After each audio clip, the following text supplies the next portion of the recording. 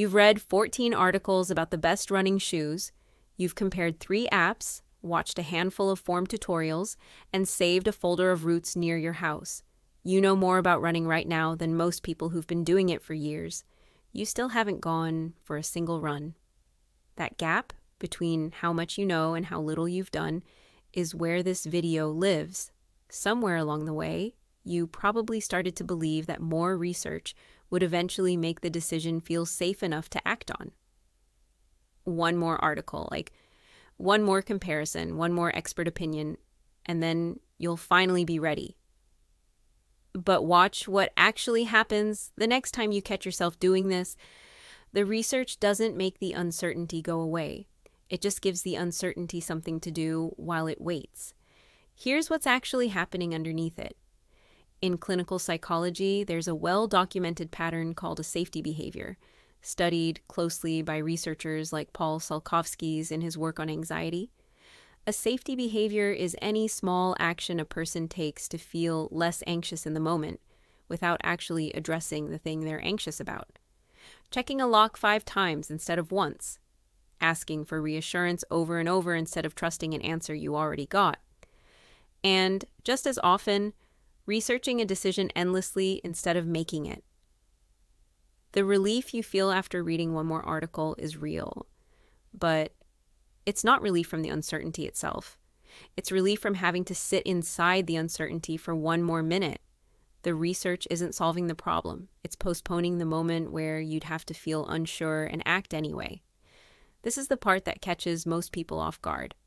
Safety behaviors don't just fail to fix anxiety. Salkovsky's research found they actually keep it alive longer. Every time you check the lock instead of trusting yourself, you teach your brain that checking was the thing that kept you safe, which means the anxiety has no reason to ever quiet down on its own. The same thing happens with research. Every time one more article buys you a few minutes of calm, your brain quietly files away the lesson that more research is what keeps you safe, and the actual uncertainty, the thing you were trying to resolve in the first place, never gets tested. It just gets postponed. Again. Because here's what more research can never actually give you. Certainty. Almost every decision worth researching is a decision that involves some real, irreducible unknown. Will this plan work for my body? Will this choice turn out to be the right one? No amount of reading resolves that because the answer doesn't live in an article. It lives in what actually happens once you try. Research can prepare you. It cannot promise you the outcome, and somewhere underneath the search bar, a part of you is still hoping it can, which is why the search never quite feels finished.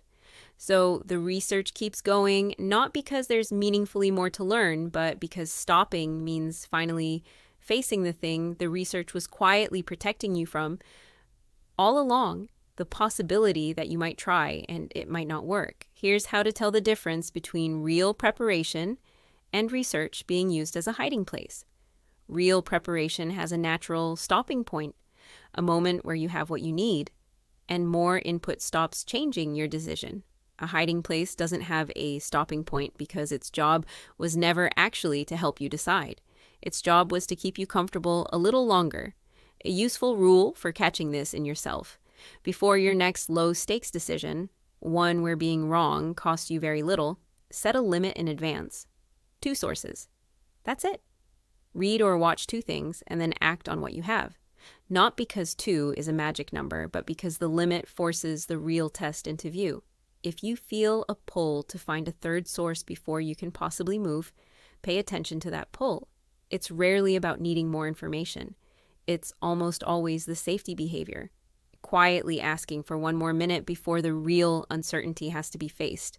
This doesn't mean research is bad or that preparation doesn't matter. It means noticing the exact moment research stops adding real information and starts only adding delay. That moment is usually much earlier than it feels like from the inside. You don't actually need a 15th article about running shoes. You need to put on the shoes you already have and go outside for 10 minutes.